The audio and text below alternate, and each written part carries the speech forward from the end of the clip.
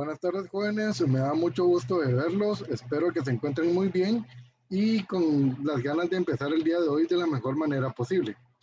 El día de hoy tenemos el teorema de Pitágoras que corresponde a la unidad número 1 y es el tema número 6. Entonces vamos a iniciar con este tema. Les pido por favor que presten mucha atención y cualquier duda que tengan, por favor me la hagan saber. Vamos a iniciar este tema con unos pequeños datos curiosos y anecdóticos del matemático Pitágoras. Realmente él fue un personaje muy famoso, muy popular y una persona realmente brillante, donde otros filósofos de su época hacían muchos comentarios respecto a él. Entonces, acá yo rescaté algunos puntos que consideré los más llamativos que me gustaría compartir con ustedes en forma de anécdota o información adicional sobre Pitágoras. Entonces, como primer punto tenemos que su profesor Ferécides de Siros esculpió en piedra la siguiente frase: Pitágoras fue el primero de los griegos. La otra parte, la leyenda lo presenta como profeta y obrador de milagros. Su doctrina le habría sido transmitida directamente de su dios protector, por boca de la sacerdotisa de Delfos, Temistoclea. Sí, entonces imagínense lo que pensaban de él y lo que ya se hablaba.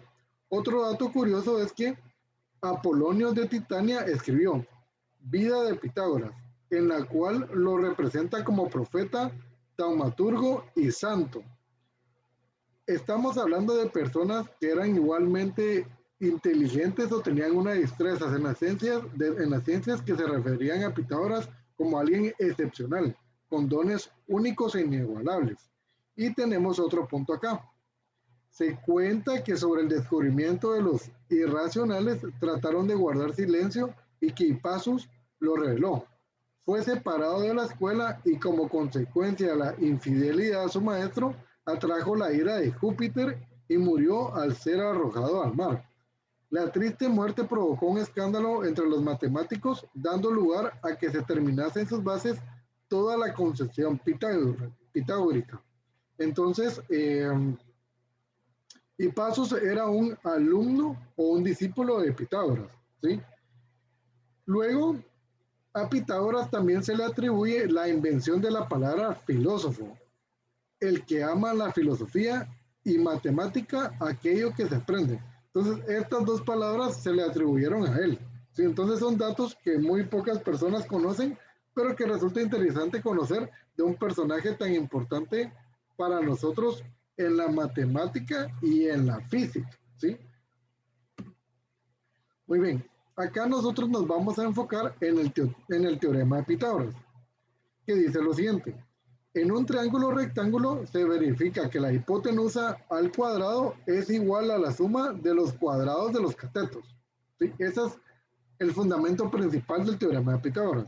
Luego tenemos, el teorema de Pitágoras es una condición que cumplen todos los triángulos rectángulos y dice así. En un triángulo rectángulo, el cuadrado de la hipotenusa es igual a la suma de los cuadrados de los catetos. Entonces nosotros podemos tener un triángulo rectángulo, que es en el que está basado el teorema de Pitágoras, donde vamos a identificar la hipotenusa, que es la recta más larga o con mayor longitud. Tenemos un cateto mayor y un cateto menor. Esas son las tres partes por las cuales nosotros vamos a identificar un triángulo rectángulo. Entonces, lo siguiente dice, por tanto, lo primero que hay que saber para poder aplicar el teorema de Pitágoras es saber diferenciar cuál es el cateto mayor, el cateto menor y la hipotenusa en un triángulo rectángulo. Estos son los tres criterios que nosotros tenemos que conocer a la perfección para poder identificar y aplicar el teorema de Pitágoras. Luego tenemos, los catetos forman siempre un ángulo recto, por eso se llama triángulo rectángulo. Y el ángulo recto se simboliza con un cuadrado y un punto en medio, como podemos observar aquí en la figura. Nosotros ya sabemos que un ángulo recto es un ángulo que tiene una medida de 90 grados. Continuando tenemos, el cateto mayor es el lado mayor de los que forman el ángulo recto, y el cateto menor es el lado menor de los que forman el ángulo recto. La hipotenusa es el lado que está enfrente del ángulo recto. Además, es el lado más largo del triángulo rectángulo. Y aquí tenemos una imagen de un triángulo rectángulo con orientación hacia arriba, podríamos decir, donde a la izquierda tenemos el cateto menor, enfrente del ángulo recto la hipotenusa, y el cateto mayor es el lado más largo del triángulo. Pero tenemos algo muy importante también. Si ustedes observan esta figura, aquí esta figura también es un triángulo rectángulo, solo que no está en una posición normal o tradicional, sino que está inverso, digamos, su orientación está hacia abajo. Sin embargo, no importa la orientación del triángulo del rectángulo, nosotros siempre se va a tener claro que podemos obtener el cateto mayor, el cateto menor y la hipotenusa. No importa su orientación, y el ángulo recto siempre tiene que medir 90 grados. Una vez el ángulo recto tenga 90 grados, no importa la orientación del triángulo rectángulo. Muy bien, ya cuando tenemos claro los aspectos y características del triángulo rectángulo, vamos a ver la aplicación del teorema de Pitágoras.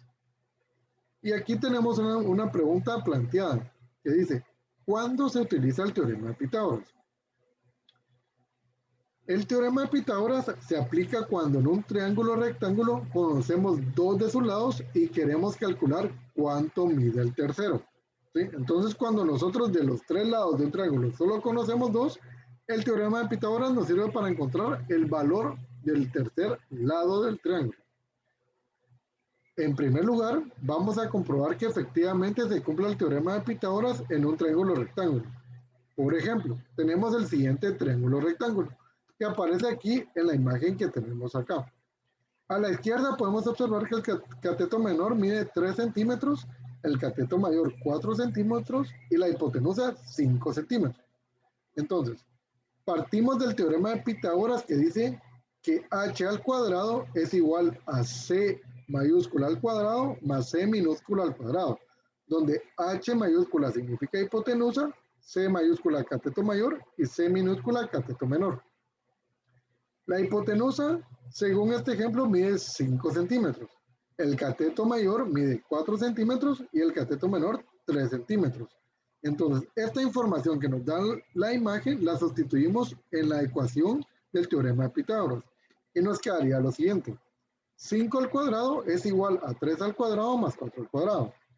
Luego, lo que nos corresponde es resolver los cuadrados. 25 al cuadrado nos da como resultado, 5 al cuadrado nos da como resultado 25 y 3 al cuadrado nos da resultado como 9. 4 al cuadrado nos da resultado 16, entonces nos queda esta solución. Operamos las operaciones que tenemos. Entonces, en el primer miembro de la ecuación nos queda 25 y en el segundo miembro de la ecuación nos queda 25.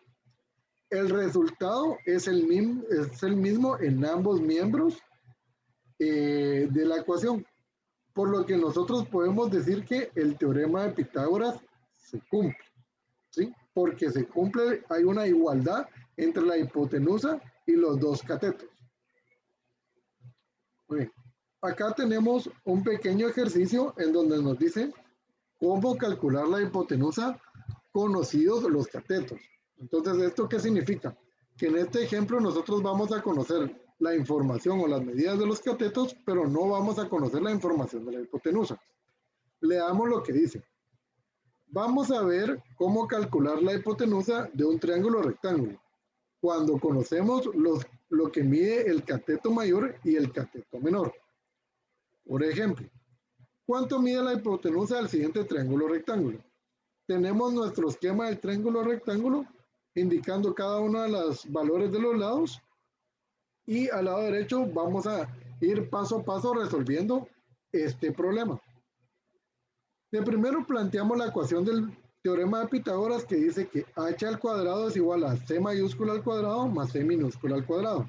Entonces, aquí la intención es despejar h, que ya sabemos que h representa la hipotenusa.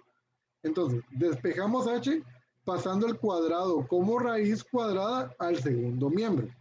Como el h está elevado al cuadrado, nosotros para despejarlo tenemos que aplicar la operación inversa de la potenciación, que en este caso es la radicación.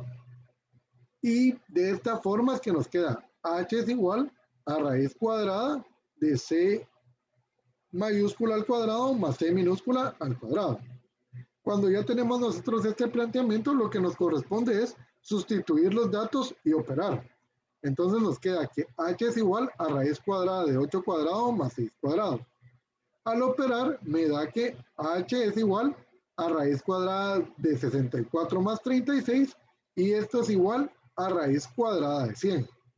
Por lo tanto, la raíz cuadrada de 100 es 10 centímetros. El valor que encontramos de 10 centímetros es el valor que le corresponde a la hipotenusa. Por lo cual podemos concluir que en este ejercicio la hipotenusa mide 10 centímetros. Muy bien, jóvenes. Entonces, antes de continuar, quisiera saber si tienen alguna pregunta, alguna duda o algún comentario. Voy a dar unos minutos para poder resolver sus dudas. Así que aprovechen a plantearlas.